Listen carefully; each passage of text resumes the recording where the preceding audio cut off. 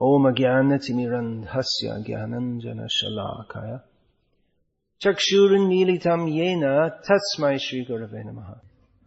I've been asked to speak with the lecture title, Youth, a Golden Opportunity. So youth is often presented like this as a great opportunity, and of course youth is considered the training time for whatever will come later in life. This is presented in the modern age as youth as a time of opportunity, but in the past, this idea of having a material opportunity, that wasn't presented like that, because at least in India, society was not so flexible or uncertain. It was more certain. That means that in youth, one was trained for an occupation according to his father's occupation, and life was fairly fixed. The Brahmin's, the Pujari's son would become a Pujari, the potter's son would become a potter, the barber's son would become a barber. So this idea of opportunity, it's actually, they're inspiring you, now take this opportunity, get ahead, make a career. So it's presenting opportunity, but actually it's, in one way you could say opportunity, but on the other hand it's a time of great uncertainty, because you don't have a fixed future. In traditional society, people didn't have to worry so much about whether I'll get a job or good marks or any such thing. It's simply what their father did. They were trained at home, and they would do the same thing. Nowadays they have agricultural universities. That's a bit of a joke, isn't it? Because previously people, they just learned at home. Now you have to go to a university to learn, and you still don't learn anything as well as you do when you actually go out and do the job. So this idea of presenting youth as a time of opportunity, it's another part of the cheating of society, in which they make people think as if modern society is something very wonderful, when they're actually just exploiting you. That just like a good job means that you have to work like an ass or more than an ass, and then you work so hard, and then you earn lots of money, and then you spend it all on when you need a bypass surgery from all the work you've been doing. So it's presented that you have a great opportunity, but what it actually means is that you have a very uncertain future. And even if, just like there's so many engineers being turned out of the colleges in India, but there aren't enough jobs for them all.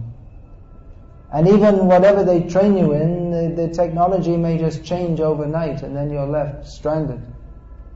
That happens all the time. You get trained, and then all of a sudden all the technology changes, and all your training is completely useless.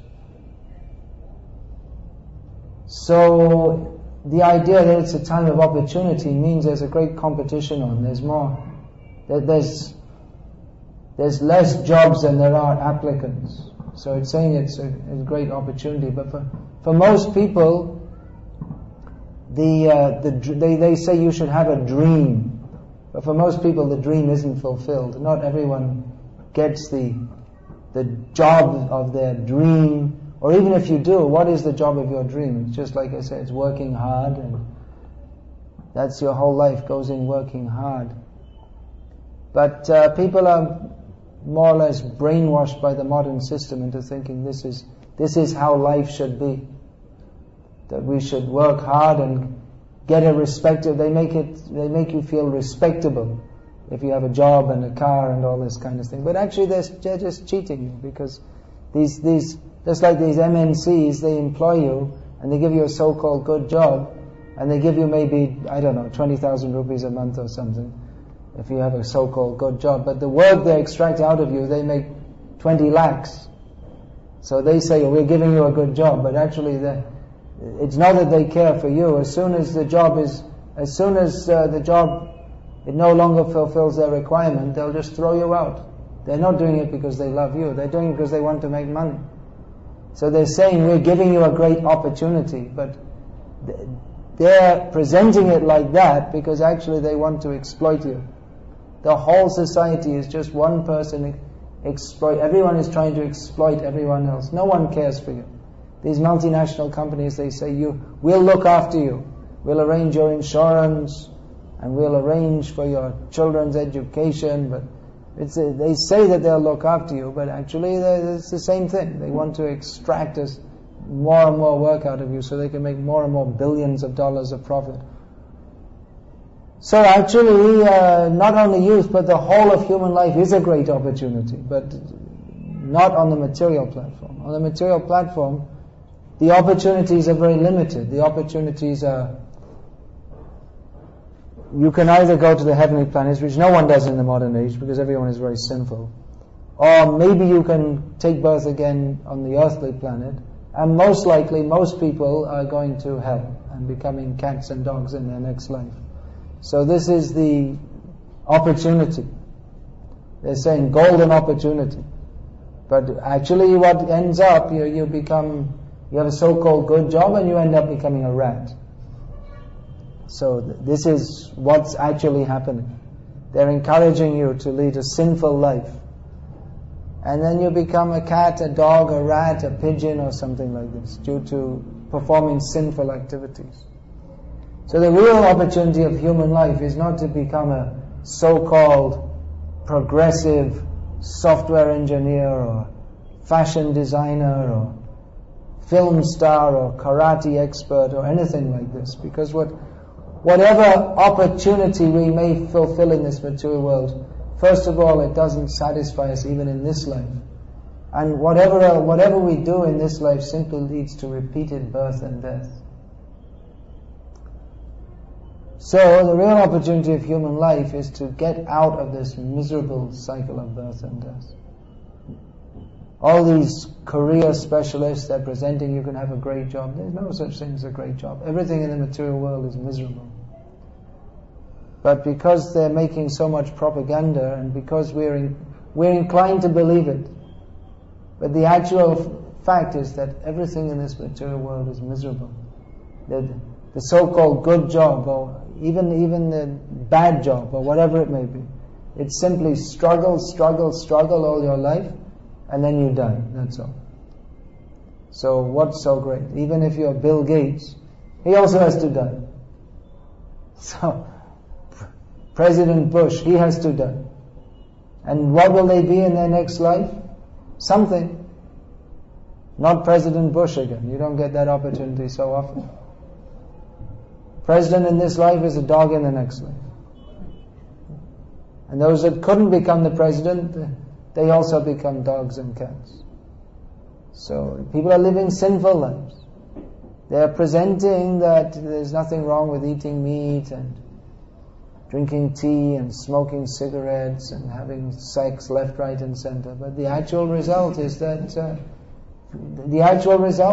we have to get reborn, and we have to suffer repeated birth and death, and we have to enter the species of sinful beings, the lower species, animal species.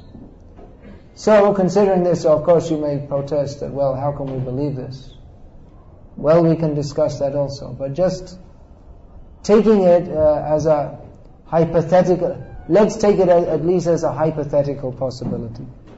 That you may say, well, we don't believe this, because your atheistic, demoniac teachers at school teach you that, well, this is all rubbish, and actually we're all products of matter. Everything is simply a product of matter.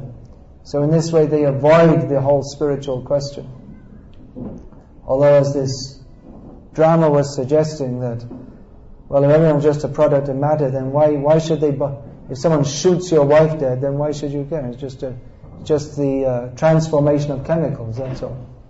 Before it was the body is only a transformation of chemicals, so if someone comes and attacks you with a hammer and hits you on the head, why should you get upset? It's just that the blood is spattering out of your brain just means that the chemicals are in another place, that's all. If actually we're just a bunch of chemicals, then why is there a murder case? You say you attacked someone with an axe and cut them into pieces. So you have to go to Fasi lagayega, hang him. But why? If you could attack a car with an axe and chop it to pieces, and you attack a human being and chop to pieces, so both are crimes, but why is chopping the human being to pieces considered worse than chopping a car to pieces? It's just matter. What's the difference? According to what you learn at school, there should be no difference. It's the only. Actually, they should give a worse punishment for smashing the car, because the human body, according to them, is only a product of chance, whereas the car is designed by someone. So the car should be superior to the human. So they should give a worse punishment for chopping the car to pieces than chopping the human to pieces. But they don't. Why? Why? You're all great scientists. What is the answer?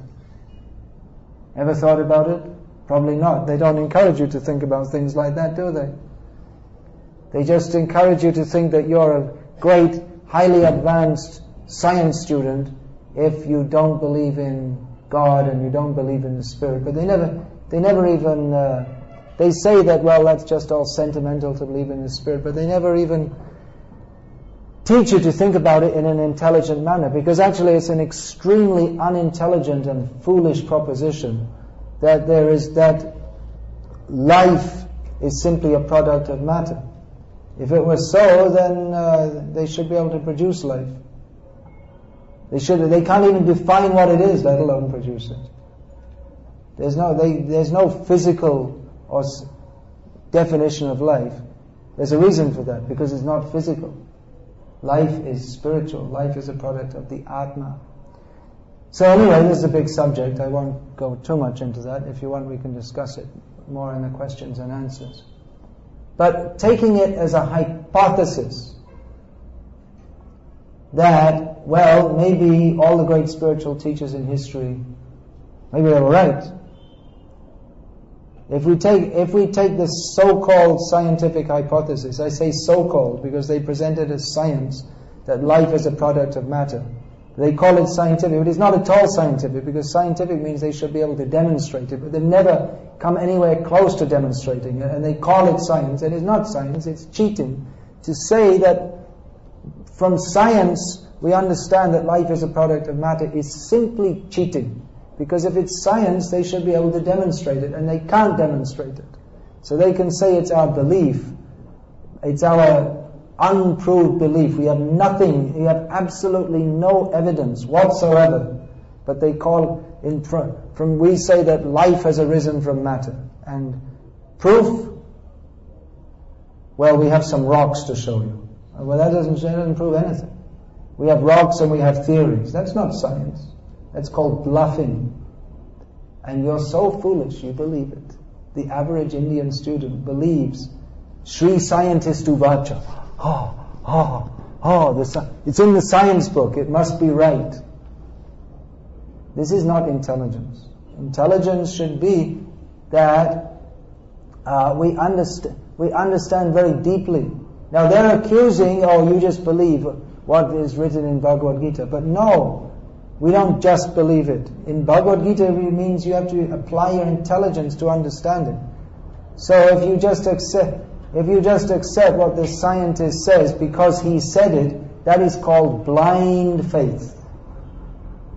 Just like life has arisen from a random combination of matter. And all of the scientists said so, and you believe. What's the proof? Can anyone show at any time in history that life, or can anyone demonstrate? No, they don't. Like I say, they can't even define life, let alone make it arise from matter.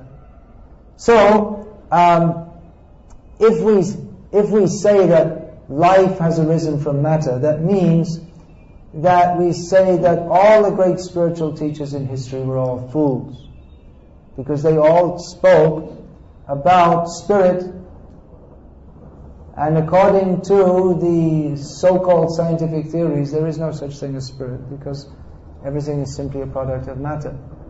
So either our so-called scientists who can't demonstrated and still call themselves scientists.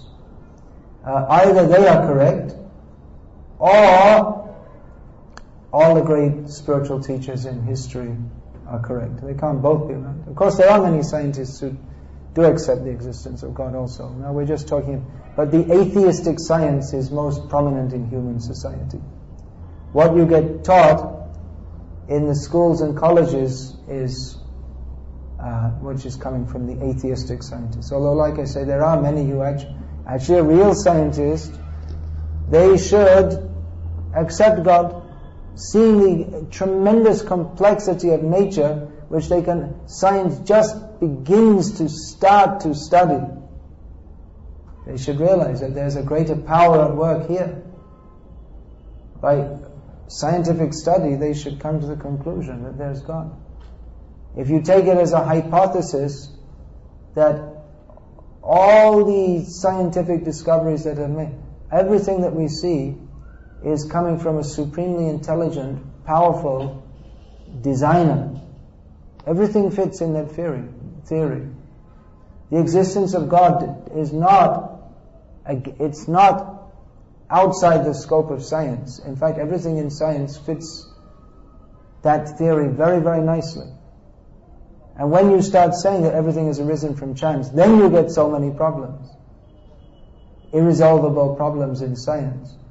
But because certain people are very atheistic and very wicked-minded, even though they say, well, we're just neutrally studying, but they're not. They're all biased. They're biased against the possibility of an existence of God. So they come up with all these amazingly stupid theories, just like Big Bang theory. All the order in the universe has come out of a Big Bang. So then we should give Bin Laden the Nobel Peace Prize because he's making big bangs here and there. He's saying, well, we're making order. You see, we're just blowing up these buildings, and then that makes them more ordered. You see, there was a Big Bang, and then the whole order in the universe came out of that. So we're just making some smaller bangs here and there, and we're going to create more order. But the terrorists, they make explosives to make everything disordered, isn't it? So whoever heard of an explosion out of which order comes? Explosions are made for disorder. But their amazingly wonderful scientific theory is that the origin of the universe was a Big Bang, and then everything fell into order. Is it a very good idea? You have a scrapyard with all garbage, and then you put some dynamite, blow it all up, and then 20-story apartment building comes out of it. It's not, you see, you're laughing, it's nonsense. But this is with all their big theory, this is what they're teaching, Big Bang. And then everything comes into order. And people are so stupid that they believe it. So we have a better theory, actually, which appeals to common sense more.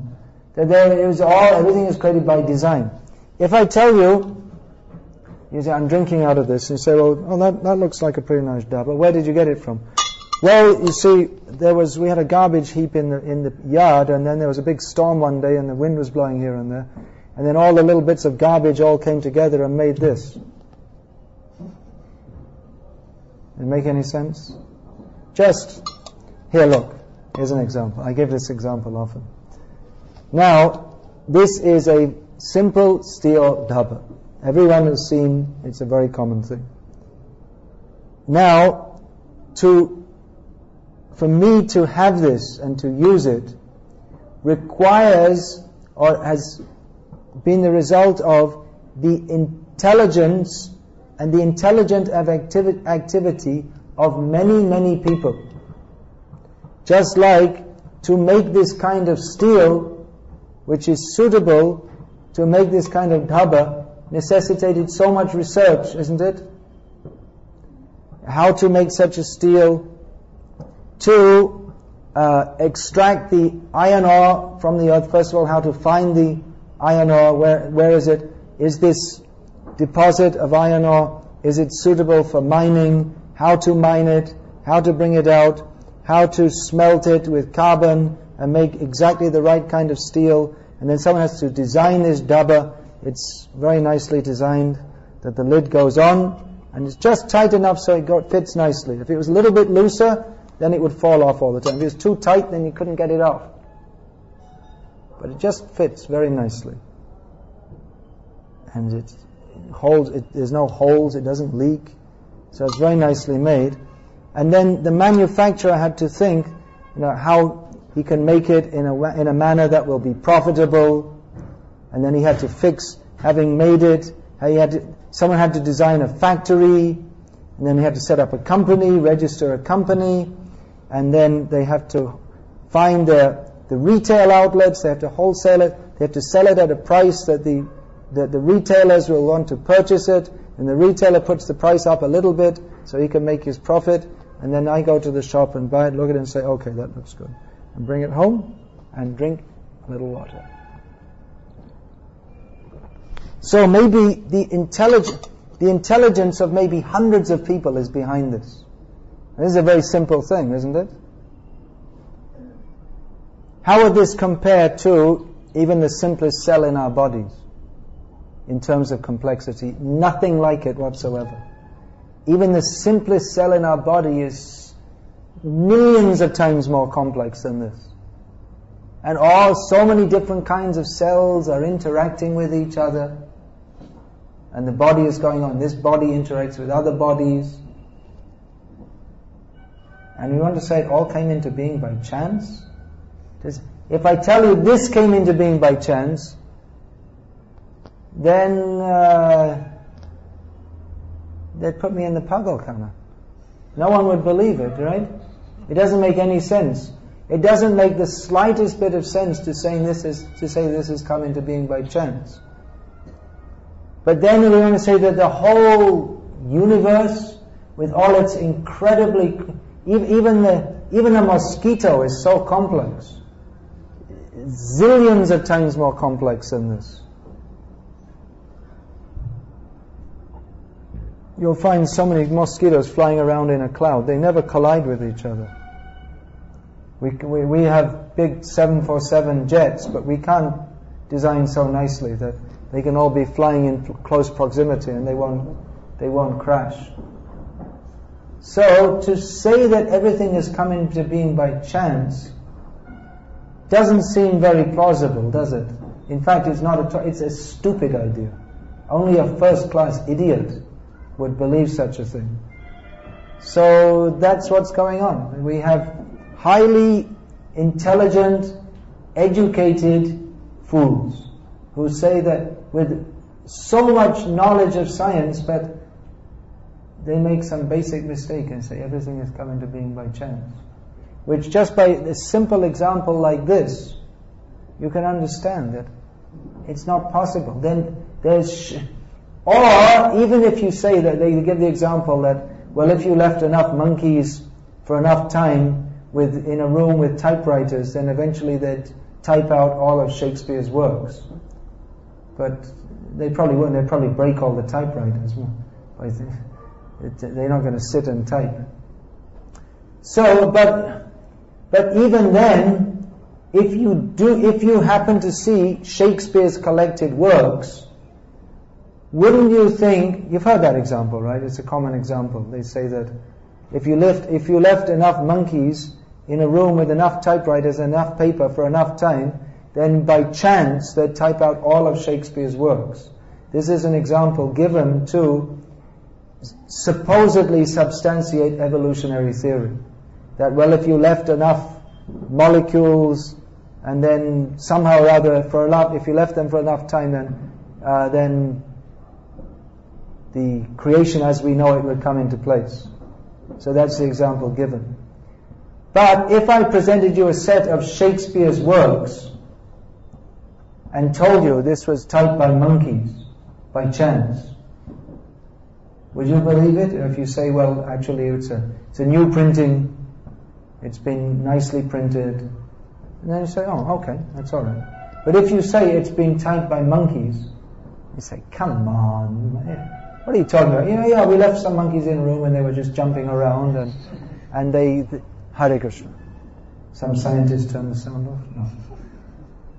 They were jumping around, and just by chance, we found that jumping on the keys and making faces at each other, and then we came in, and just by pure chance. It's amazing, but it could happen, right? You wouldn't believe me. But if I told you, I bought it from the shop, it was printed, it's a new edition. So, oh, okay. Because that makes sense. That someone decided to print it, and they designed it, and we bought it from the shop.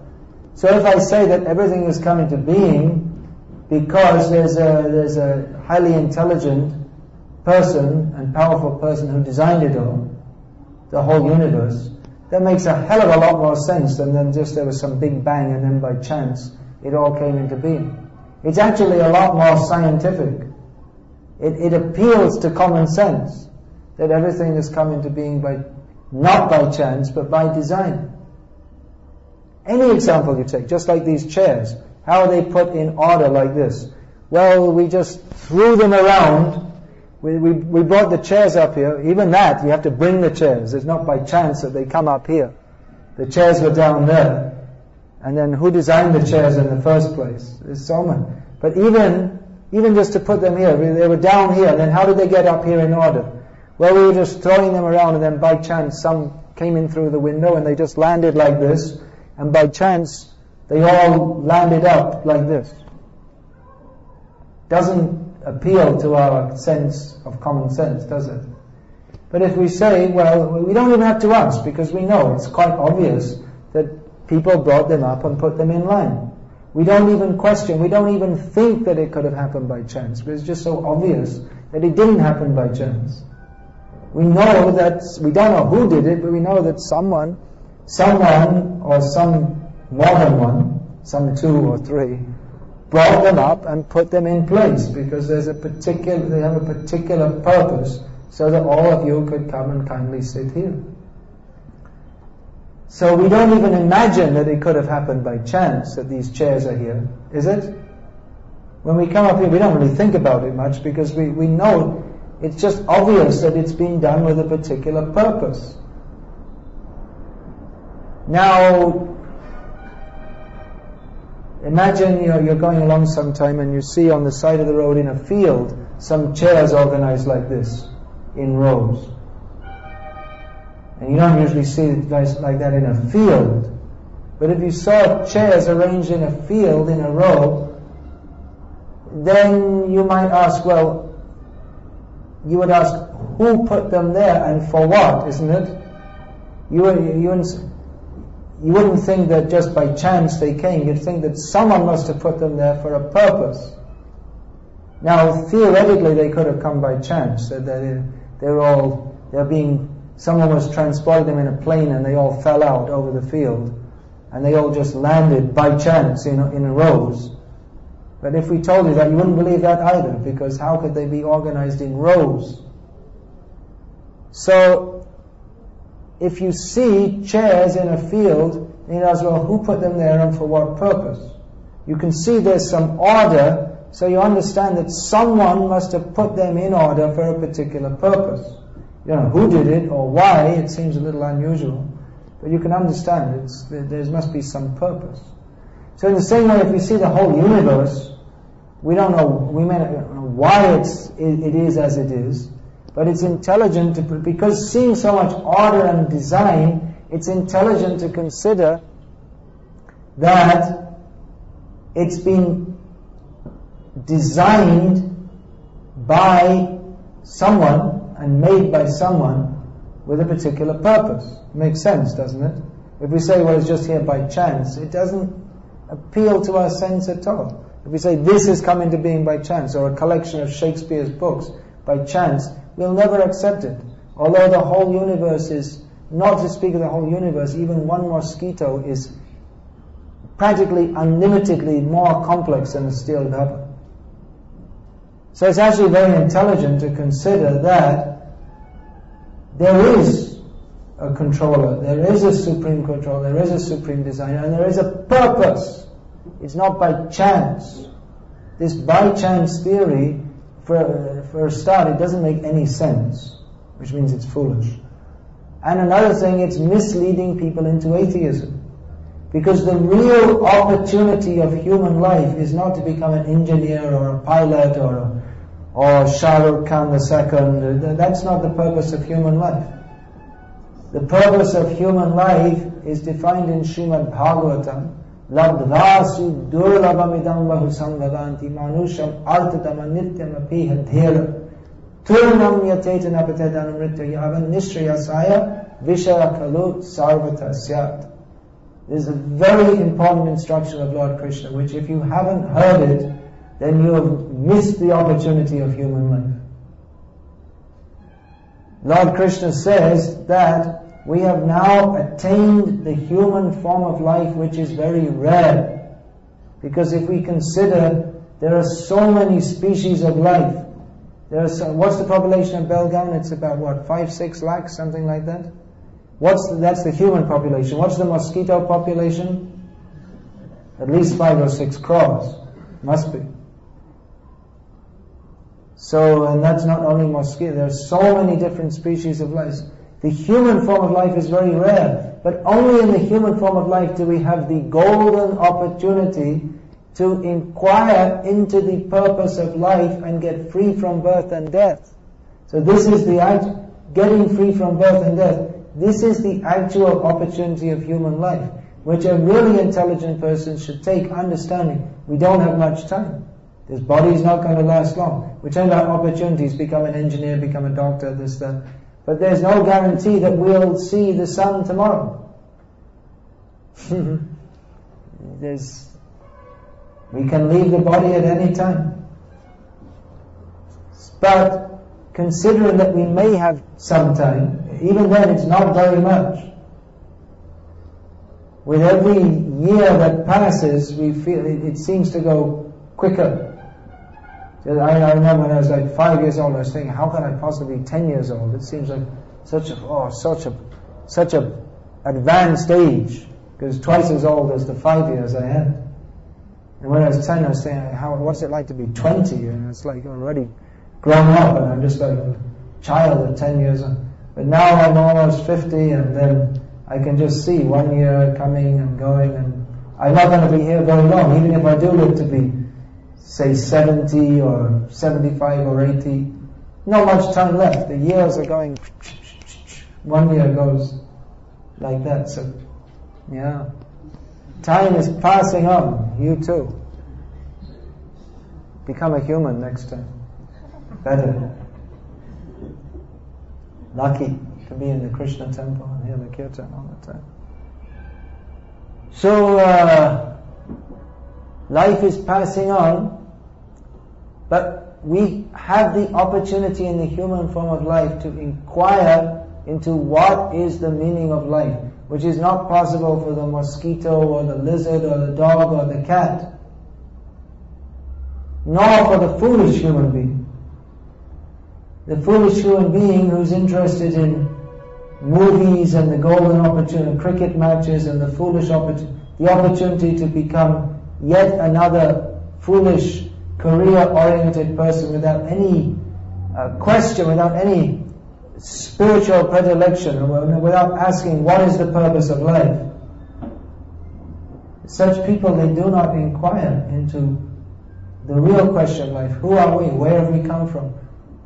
What happens after death? Who is God? What is our relationship with Him? Why are we suffering in this world? What's life all about? We work so hard, and then we get a job and a house, and we spend all our life paying. By the time we finish paying off the house, and then we die. And then that's it. So an intelligent person, they realize that the human form of life is meant for more than simply eating and getting money and going to movies and passing stool in a marble floored bathroom or in the field or whatever. Having children, passing urine, stool, semen, and so many things. Human life is meant for more than this. This is actual intelligence. But the modern society, it's so twisted that they teach you that this spiritual, that's not important. Just work hard. So they've fooled you into thinking you're very prestigious if you don't take interest in spiritual things, because they want to exploit you. They want you to work like an ass. And if people have spiritual interests, then they're not going to be so much interested in working hard like an ass, because they're going to think that, well, I've got more important things to do. We're not saying don't work. Krishna says to work, but work alone is just work, and drop dead. That is not the purpose of life. Work is required for meeting the physical necessities. Shariram yatrapinate naprasiddhyade karmana. In Bhagavad Gita, Lord Krishna says that everyone has to do some kind of work just for maintenance of the body. But that in and of itself that's not the whole of life, just work and get money and then spend it. But rather, one works to maintain the body, and then the body should be used for spiritual inquiry. Otherwise, the animals are also getting their food. So if we simply work to get roti kapra makan, then what are we? Then we're just, if we don't have any higher interest, then we're just like animals. That's all. So in the human form of life, we should realize that we have a higher duty. We have a higher purpose. We should use our intelligence to consider what is the actual purpose of life. And if we think, Hare Krishna, Hare Krishna, if we think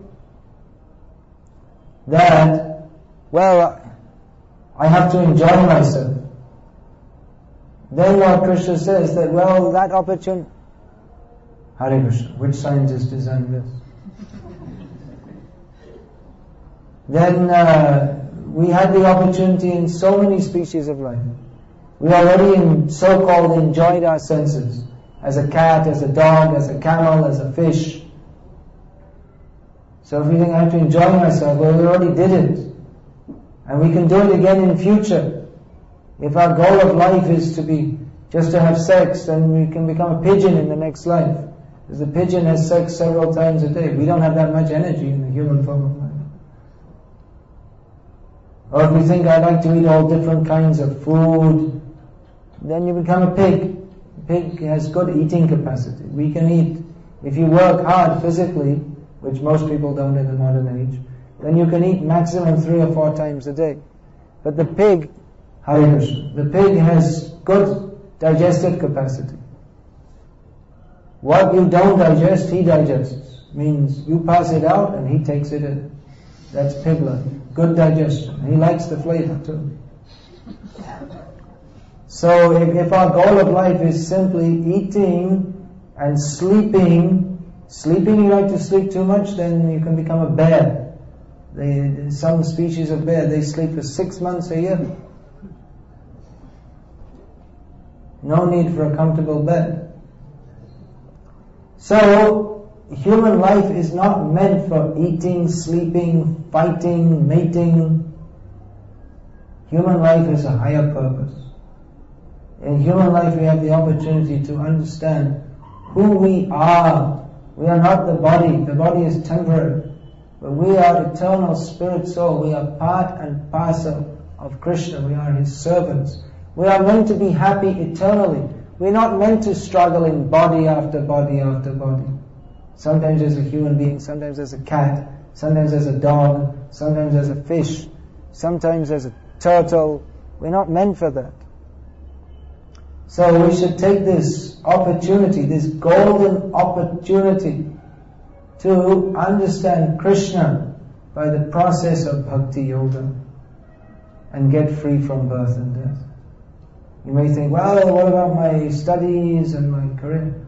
Okay, I can do that also. But we should understand that the most important thing in life is this, how to get free from birth and death. Because whatever your career may be, you can do that, but it'll all be finished in a few days. Life is short. You can become a great heart surgeon or a great software engineer or just a mediocre office worker or whatever it is. Whatever it is, whether you're a so-called success or a so-called failure, it's all going to be finished in a short time. But whatever progress we make in bhakti, that is for our eternal benefit. So we're not saying that you have to be irresponsible and leave all the things in material life, but just understand the balance. That some work is required for maintenance of the body, but work in itself is not the goal of life. And earning money, that also isn't the goal of life. But to understand who we are, who we actually are, what is our relationship with God, with Krishna, that is the real opportunity of human life. So having said that much, Hare Krishna. No, I can't even fiddle with the cord because there isn't one. Here comes a scientist. I need a new battery. Okay. So, having made some technological adjustment here, put a new battery in, we're going to open up the floor for any questions or comments or protests. Do we have another mic for this purpose? Anyone has any questions, please put your hand up and we'll give you another technological wonder called a cordless mic. It's a wonder to me. I don't know how it works. Someone knows. Yeah, please. Today only I was reading one of the books written by Prabhupada. Can you turn the echo ban karo. Echo ban karo. Echo se awaz aspasht hote hai.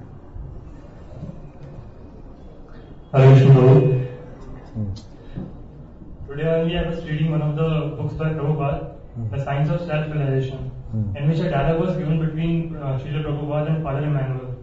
And who? Was Prince Prabhupada and who, sir? Father Emmanuel. Father Emmanuel, yeah. In which, Christian priest in Germany. Yeah. So, in which Prabhupada was discussing about the subject, what Christ said in the Testament, that thou shalt not kill. And so you should not kill the animal beings also. But Father Emmanuel was protesting against this, that this meant only for the killing of human beings. And since they didn't believe that the animal had a soul, so they were free to kill them. So this I wanted to... That was with Cardinal Daniello. Father Emmanuel agreed. Actually, Father Emmanuel agreed with this. He agreed with but Cardinal Daniello didn't agree. He didn't agree. The leader of the Catholics in France, who died actually having a heart attack in a brothel. Yeah. So I also, not only regarding to this topic, on this Christianity and various religions, it is recommended. I don't know if it's recommended or still they are following without any recommendation. But I also wanted to ask that please elaborate on the subject of this meat eating, this non-vegetarianism. That if Lord Krishna said that he has not recommended something, he has told that if any bhakta offers me with fruits, flowers, he accepts it. Then Jesus Christ performed, I have heard that in the book only, performed some kind of sacrifice of a lamb. And in other religions also, people are following it. Please elaborate on the subject. It is really something like kind of simple reaction of meat eating or not. The subject of meat eating. Well, it seems from biblical scholarship, it seems almost certain that Jesus Christ wasn't a meat eater. He was born in the Essene sect. His parents were of the Essene sect, which was a vegetarian sect within Judaism. And they also believed in reincarnation. And it seems that the Bible has been altered a little bit here and there. Just to give an example, in most Indian languages, a word for food is anna. In Telugu, it's annamu. What is it in Canada? Anna, like that. Yeah. Which means rice, and it means food, because people mostly, when they eat rice. So they're just like in Bengali, you would say, Aniki, Anna Kiachan, have you eaten Anna? Have you eaten rice? So probably in Canada they say something like that also. Have you eaten Anna? It means have you eaten food, it means have you eaten rice, because food means, it's the staple food. So, Jesus mostly spoke in Aramaic, which was a local language in that area at the time. But many years later, actually, it was written in Greek, where in Greek the word for food is meat. So where Jesus may have said, "Did you take your meal?" it comes out as, "Did you take your meat?" So it seems in many cases in the Bible where it said that Jesus, he was eating meat and all this, it may have been changed like that. But it may have been also that there was meat, because there are different levels. Just like Jesus says in the Bible that we see in the New Testament. Of course, we don't know how reliable it is, because, like I say, it was written many years later by people who never knew Jesus. But it said that Jesus said, "There are many things I could tell you, but you're not ready to hear." So maybe at a lower level, just to get people starting to do something religious, they may, if they see that people are not ready for giving up eating meat, they may say, "Well, eat meat, but pray, believe in God also." So it's not that because at a lower level one thing is recommended, then doesn't mean that that's the highest stage. So practically speaking, we see that Jesus, he said to love God, but we don't find he gave any information about who he is or how to love him. It's a very basic kind of teaching. So then in certain religious processes they may allow meat eating, but that doesn't mean that God actually wants that or recommends that, but it may be some concession to people who are on a lower level. That's all.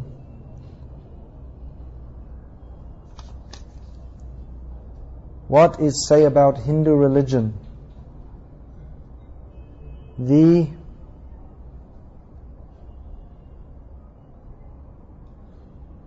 culture of Mahabharat will called Hindu. Is Hindu different from us? What is Hinduism? Good question. What is a Hindu? Difficult to define. Pandit Nehru defined Hindu as a resident of India who is not a Christian, Sikh, Parsi, Buddhist, Muslim or Christian. Doesn't really say what a Hindu is. Apparently the word Hindu was given by Muslim invaders who in their language they didn't have the sound s. So they said the people who live on the other side of the Sindhu, for s they said h. So they spoke of instead of the Sindhu Nadi, Hindu Nadi, and then the word Hindu came. But we don't find the word Hindu in any Prachin Shastra. So what is Hindu? Good question. Hindu can be an atheist, Hindu can be a meat eater, Hindu can believe practically anything.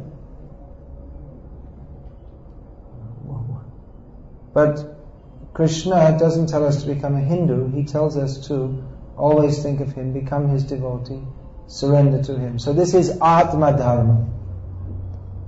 Here's another question about other religions. But really the only religion is Atma Dharma, the dharma of the soul. There's another question. Are other religions in the world doing bhakti? They may be doing to the extent that they understand who is God and how to serve Him. Bhakti means real religion means to understand God and what is our relationship with Him and to act in that relationship. So the most complete knowledge we get of God and who He is and what is our relationship with Him in the Vedic scriptures. And we get some information. We get some information in other scriptures. So actually there's only one religion. God is one, so how can religion be two? Religion means to act in a manner that is pleasing to God. So other religions, we may say other religions, but we can say that they may be performing bhakti to the extent that they reflect the Atma Dharma, which is surrender to Krishna. So to some extent we can say, yes, that is religion, but it's not full-fledged, it's not fully expressed. There's much compromise, just like, actually Jesus himself didn't teach animal slaughter.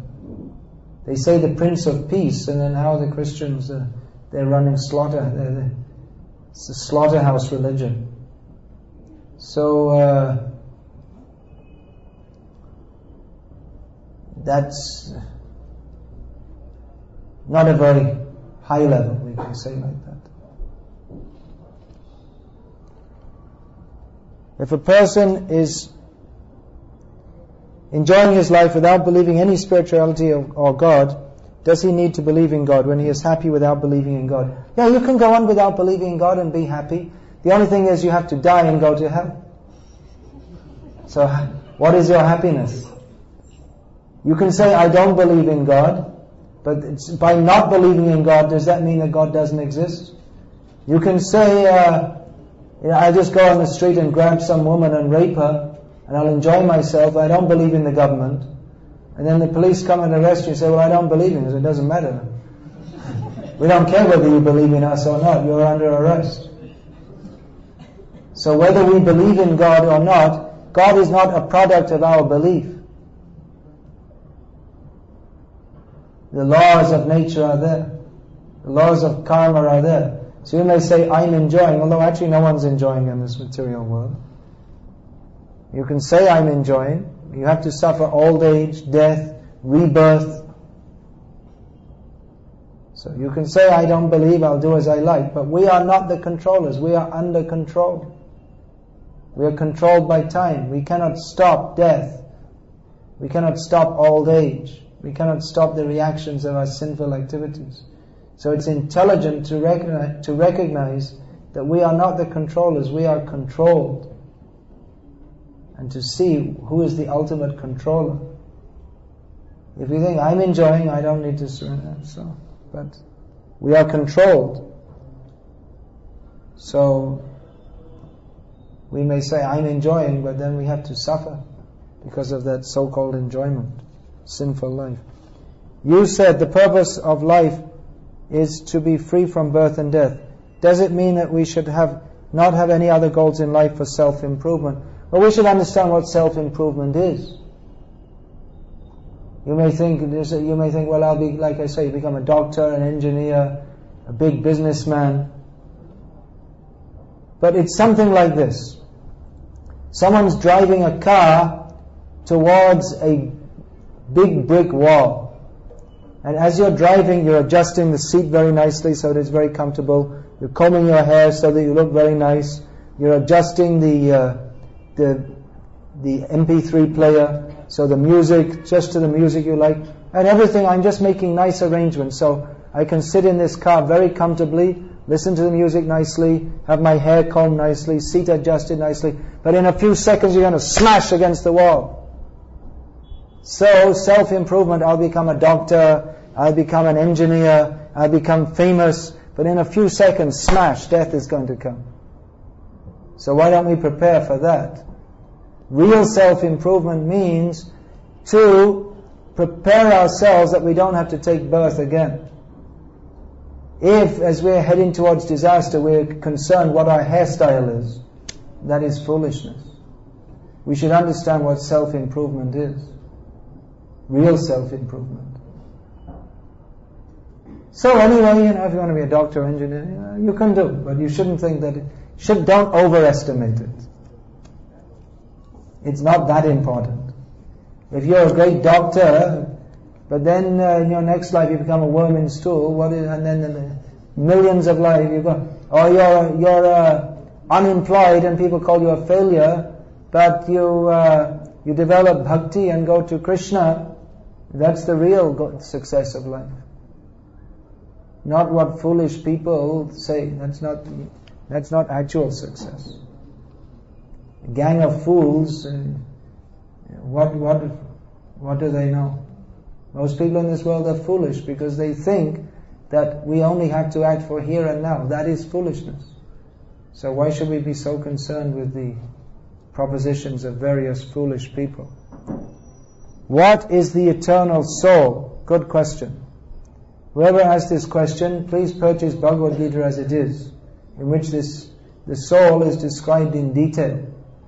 Briefly, we can say that the eternal soul is a part and parcel of Krishna. Eternal means the soul is never born and never dies. The soul has eternal relationship with Krishna and is meant to serve Krishna and be happy eternally in Krishna's service. Should we serve our parents or Lord Krishna? Well, it doesn't have to be or, it can be and. Of course, if the parents are against the service of Krishna, if they're disciples of Hiranyakashipu, then it may be a little difficult. We can best serve our parents by introducing them also to Krishna consciousness. We may say we'll serve the parents by serving the body, so that's all right. But we should know that their body is temporary, our body is temporary. So serving the body is not the best service. We say serve our parents. Which parents? We had so many lifetimes, so which parents are you going to serve? We were dogs, we were cats, we were fishes. Every life we get parents. Why don't we go back and find an astrologer, find our parents in our previous life, try to serve them? It may be the dog on the street. So you may think that's an insult, but actually it's a fact. Parents of this life become the dogs of next life, if they perform sinful activities, which most people are. In your book, Brahmacharya and Krishna Consciousness, the importance of retention of semen is written, but it begins from age 9 to 25. I don't understand this question.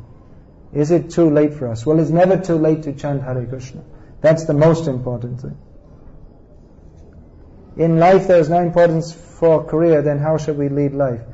No, it's not that there's no importance, but it's just that we tend to overestimate it. As I said,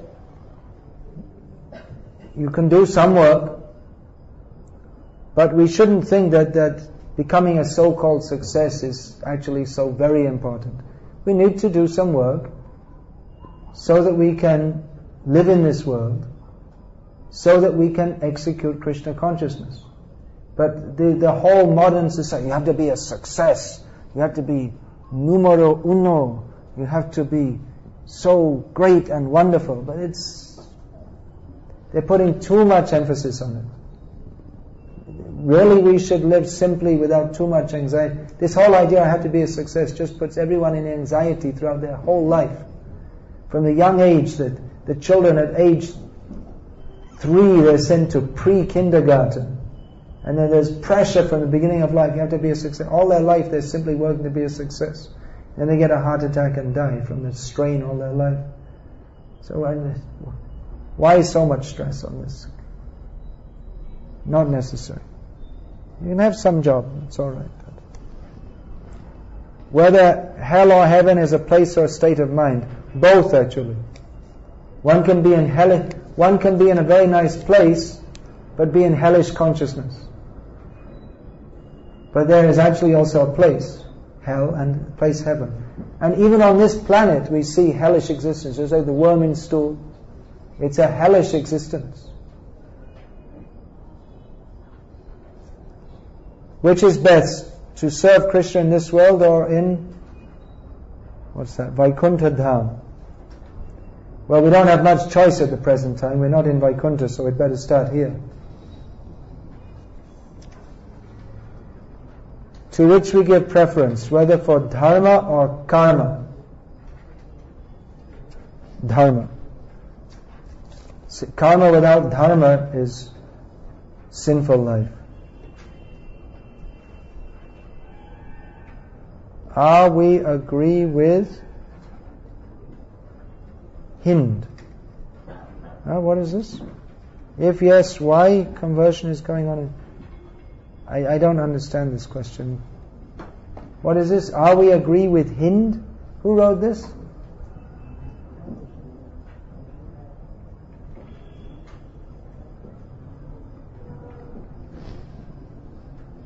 Sorry, couldn't understand it.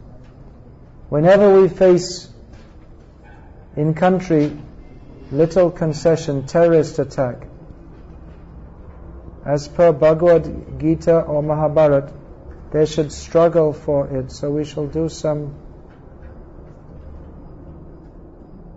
I'm sorry, I can't understand this also. Something about terrorism. There must be terrorism because we're putting people in animal consciousness. Simply think how to get money, how to get sex, promoting all these things. In the TV all over the world, they're promoting Kam, Krodh, Lobh. TV means you watch, there'll be all lusty men and women. And then there's some shooting and violence. This is the entertainment. I don't know what kind of consciousness people have to be in to watch people shooting each other for entertainment and kicking and punching each other. And Lobh, in between the Kam and Krodh, they have advertisements. Buy this, buy that. So from the young age, people are watching TV and their consciousness is filled with this hellish Kam, Krodh, Lobh. So it's not surprising if there are terrorists. People are being brought up to be like jungle animals. So it's not surprising if people become terrorists. What is the real work in human life? The real most important thing is to perform bhakti yoga. How can we concentrate on Lord Krishna? Well, that's the whole thing we're talking about here. The process of bhakti yoga begins with chanting. If you want to know more, please contact our devotees. How to concentrate on Lord Krishna. We can give more direction about this. What is Krishna telling in Bhagavad Gita? That's a big topic. Please take Bhagavad Gita as it is and come regularly here, then you can get trained in this. It's not 2 words. Bhagavad Gita means blah, blah, blah, finished. You may study your whole life. Basically, Krishna is teaching us that spiritual life is more important than material life because the soul is eternal and the body is temporary. Therefore, we should take up bhakti yoga, service to Krishna, and surrender to Him. That's very briefly. You need to learn more by coming regularly. Krishna is present in our body in the form of Paramatma. So why do we make sinful activity in our life? Because we are rascals. We are rascals. Krishna is, as he describes in Bhagavad Gita, Upadrashtanumantacha. He oversees everything and he allows us to do certain things. But he doesn't tell us to do sinful activities. We choose to do so. Krishna gives us a little independence to choose how to act. If we misuse that, we cannot blame Krishna. That is our rascaldom. As you said, the bad ones will be punished, as if the bad one is someone else. We always think the bad one is someone else. We will also be punished for our sinful activity. We always think, oh, someone else, they are sinful. Well, let's have a look at ourselves first. Are we also performing sinful activity? Then the persons who died in tsunami, were they all bad persons? They were good. Why did they die? What makes you think they were good? What was good about them? Everyone in this material world is dying. We're all bad. Everyone in this material world has to suffer repeated birth and death because we all have the basic mistake of rebelling against Krishna.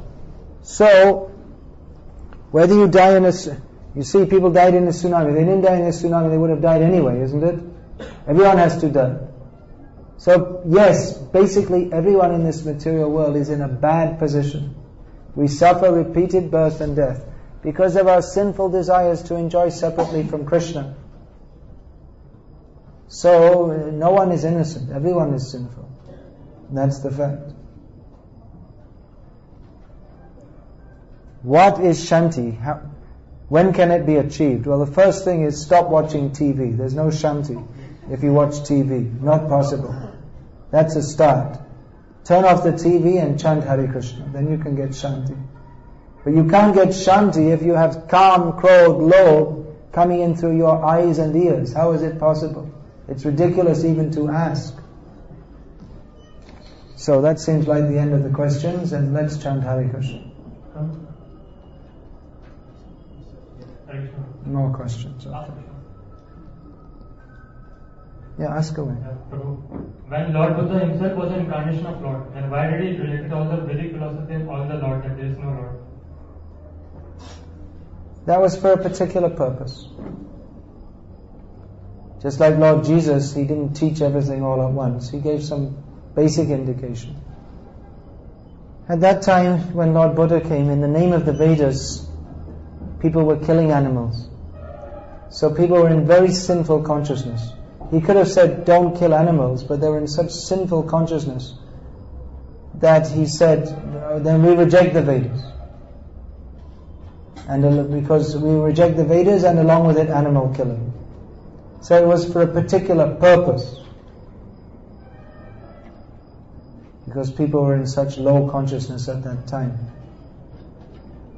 Just like we have many things we could teach you, we could speak about now, but we're speaking on a very basic level. We have to speak according to the capacity of the hearers.